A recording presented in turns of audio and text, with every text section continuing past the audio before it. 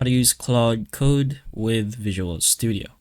So what you're gonna have to do is make sure you have your Visual Studio and Claude installed in your system already. You can use the installer, you can find it directly in their websites. But once you have it all set up individually, you can go ahead to your VS Code and then go ahead to your extensions. Over here, you can just go ahead and search for Claude Code directly, and then you can install it from there. So it's gonna load, but just go ahead and wait for it, I suppose. And once it appears, you'll have a few options. It's probably just much better to download the Anthropic one and then just go ahead and press on install.